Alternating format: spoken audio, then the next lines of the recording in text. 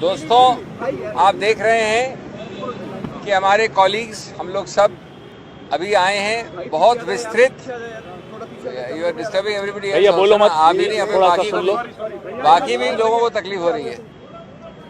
दोस्तों, आप देख रहे हैं कि मेरे सभी मित्र, वरिष्ठ नेता, आप सबको जानते हैं। पटोले साहब हैं, गुरदीप जी हैं, मुकुल जी हैं, पवन जी हैं, प्रवीण चक्रवर्ती जी हैं।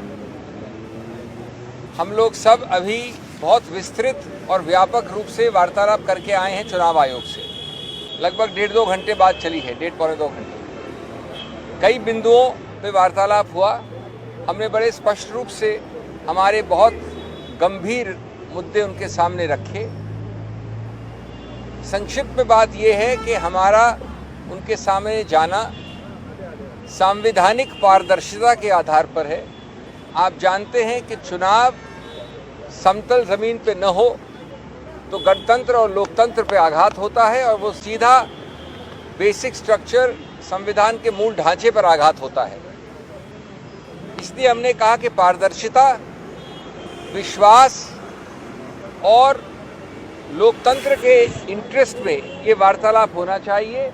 और इसका मुख्य बिंदु था कि जो हमारे बहुत गंभीर मुद्दे हैं उन पे आपको डेटा रिलीज करना चाहिए, तथ्य देने चाहिए। उसका अवलोकन और उसका निष्कर्ष हम निकाल लेंगे। 3 या 4 मुख्य बिंदु थे। पहला था कि किस प्रकार से लाखों, बहुत बड़ी मात्रा में लोगों का, वोटर्स का घटत हुई है, कमी हुई है, डिलीशन हुआ है महाराष्ट्र में।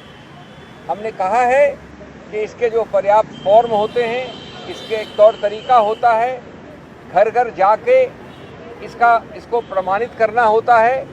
उस प्रक्रिया के लिए हमें booth wise, polling booth wise और कॉन्स्टिट्यूंसी वाइज विस्तृत डेटा चाहिए जो अभी अवेलेबल नहीं है। उससे मालूम पड़ेगा कि इतना बड़ा नंबर जो लोगों का डिलीशन हुआ है वो किस आधार पे हुआ है, क्यों हुआ है, कैसे हुआ है। ये हुआ बिंदु नंबर 1। और उसमें हमने ये बताया कि कई बार हमारे सब लोग ज़मीन पे बात करके आए हैं। पटोले साहब यहाँ पर हैं, हमारे महाराष्ट्र के अध्यक्ष हैं, कि कई लोगों ने बताया कि कई डिलीशन एक व्यक्ति के 200-250 फॉर्म भरने के साथ हुए हैं।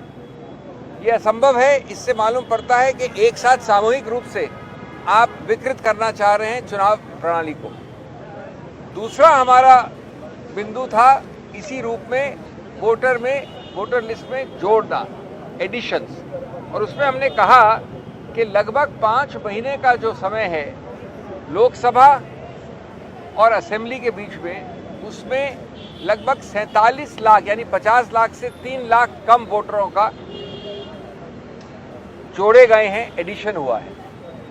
इसका औचित्य क्या है? इसके फॉर्म्स कहाँ हैं? फॉर्म 6 हो, फॉर्म 7 हो। इसका डोर टू डोर वेरिफिकेशन कैसे है, किस आधार पे हुआ है? हमको वो रॉ डेटा चाहिए।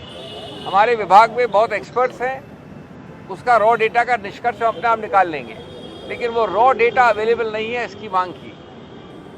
तीसरा अत्यंत महत्वपूर्ण बिंदु कि चुनाव आयोग के खुद के दिए हुए आंकड़ों के आधार पर एक सिर्फ महाराष्ट्र का उदाहरण लिया जाए तो 3 आंकड़े आते हैं। 58.22% वोटर टर्नआउट 5 बजे, 65.02% वोटर टर्नआउट 11:15 बजे रात को, 11:30 बजे रात को, और अंतिम आंकड़ा अगले 2 दिन बाद 67% या 67 से थोड़ा ऊपर, यानी 7% लगभग का फर्क।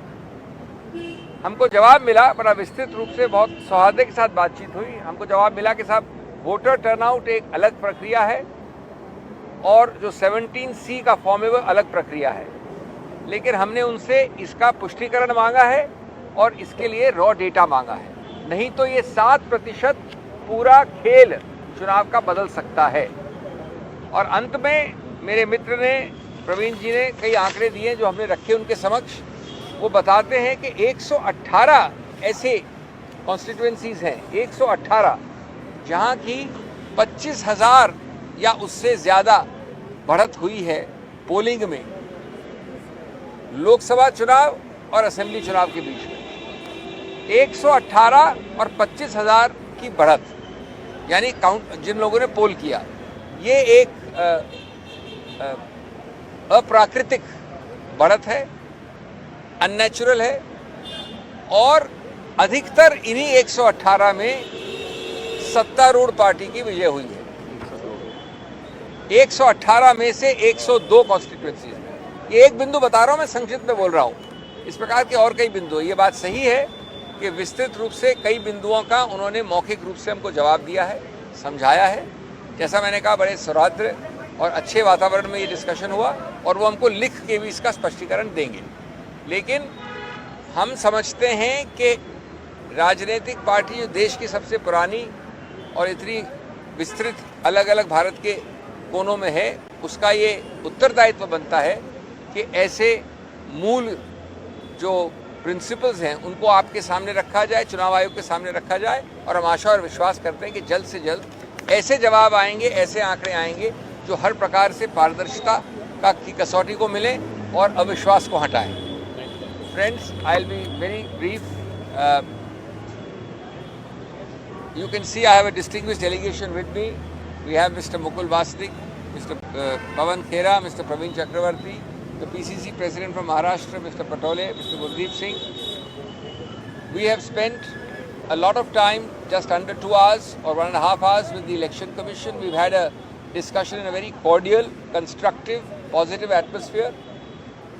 I started by telling the Commission that ultimately we are furthering the cause of democracy, because an uneven, non-level playing field for elections directly affects and undermines the basic structure of the Indian Constitution, which, as you know, does not allow even a constitutional amendment to affect the basic structure. We said that we are here before you, A, in a constructive spirit, B, in the interest of transparency, C, to reduce the trust deficit, and ultimately our first step is to get disclosure of large volumes of raw data. Once we have the raw data, we will be able to give our own conclusions and further analysis will follow. 3 or 4 main issues we raised. Issue number 1 was the large numbers of deletions from voter lists in the Maharashtra elections in the 5-month period between the Lok Sabha elections and the assembly elections. We have questioned the door-to-door surveys which are mandatorily required before you do deletion. We have asked for raw data for the form involved. For deletion it is form 7, for addition it is form 6. We want it booth-wise and constituency-wise. This is vital. This raw data will tell us how there can be such a large number and was it actually preceded by door-to-door checkup. Number 2, under deletion, we have expressed our very grave concern because our ground workers in large numbers have given very, very specific instances and examples of how they have evidence of one individual trying to have 250 forms for deletions projected to the EC. This en masse, blanket, collective deletion applications smacks of great suspicion and distrust. That is something which the Election Commission is obliged to clear. The second point we raised was the converse point of voter additions. We pointed out that in this short time of 5 months, there is roughly 47 lakh addition. Now the Election Commission says it is 39 lakhs. Let us take 39 lakhs. That's not a small number in a 4.5-5 month period. We pointed out here again that you have to establish transparency and reassurance by showing the door-to-door surveys which led to these additions and how you have done it. Give us the raw data. Again, they have promised to do so in writing in the near future. The third issue has been a very important and troubling issue repeated in state after state, but possibly most graphically illustrated by Maharashtra. The Election Commission's own data says, own data, not ours, that at 5 o'clock on the relevant date, 20th of November, the voter turnout was 58%. At 11:30 that night, it was 65.02%. And at the end, 2 days later, it was tallied finally as 66.05%, which is a difference of above or about 7%. 7% in a large state like Maharashtra is a huge number. And the total number we have calculated is just under 76 lakh voters. 76 lakh voters. Now, no doubt the election commission, the chief election commissioner, has given us an explanation. He has said that voter turnout is done informally, non-statutorily, not in real time. And he has tried to explain that ultimately the 17C form will give a matching figure and there will be no variation as is given at different times by the voter app. But we want the raw data, and it still begs an explanation as to how there can be so much of a difference in 3 days, even with the 17C being contemporaneously filled up. Lastly, my friend Mr. Chakravarti has done an analysis, and we gave the Election Commission a sheet showing that astonishingly 118 constituencies, of which the BJP won 102 constituencies, have a additional voter turnout voting of 25,000 persons per constituency in comparison to the figure which voted just 4 or 5 months earlier in the Lok Sabha. In other words, 25,000 people more voted in 118 plus constituencies, of which the BJP won 102. Now, this is an unchallengeable figure as far as the numbers in the voters list is concerned. As far as the polled votes are concerned, as the polling is concerned, it is unnatural. It is not on any normal pattern of electoral behavior. Again, we need raw data. It is not enough to dismiss it by saying that this is the voters' preferences or this is the voters' wish. These and many other concerns have been expressed. They've promised. Of course, they spent a lot of time orally explaining to us, and we are grateful and thankful to them for that. They will give us a pointed, point-by-point explanation or rebuttal in writing in the near future. And we hope and trust that this will further tremendously the cause of a level playing field, free and fair elections, democracy and basic structure. चुनाव आयोग ने कोई deadline दी है जिसमें कि आपको raw data जो आप लोग कह रहे हैं अलग-अलग बिंदुओं पर वो मिल जाएगा, और जो लिखित जवाब की बात कही गई उसका क्या कोई टाइमलाइन? इसमें कोई टाइमलाइन नहीं होती, बहुत जल्दी निकट भविष्य में देंगे, उन्होंने कहा है। आप लोग कितने दिन इंतजार करेंगे इसको लेकर? अभी आगे की बातें क्यों करें, आने दीजिए। आप लोग के पास सर आप लोग के पास एक आंकड़ा है कि 47 लाख जुड़े हैं लोकसभा चुनाव से विधानसभा। क्या आपने वो आंकड़ा दिए हैं कि कितने डिलीट हुए हैं इन महीनों में? दूसरा सवाल ये है कि 74 या 76 लाख वोट ज़्यादा वोट पड़े हैं जो आपने बताया, और वो परिणाम को बदल सकता है। तो क्या आपके जो कार्यकर्ता थे जो पोलिंग एजेंट से या उनसे फॉर्म 17C का मिलान करवाया है आपने? बिकॉज ये इजी प्रोसेस है, अपने स्तर पे भी जांच कर लें। हमने अपने लोगों से बात करके तो ये सब चीज़ें शुरू की हैं। यहाँ पर लिखित रूप से हमने जो प्रस्ताव रखा है वो समझ के ही तो रखा है।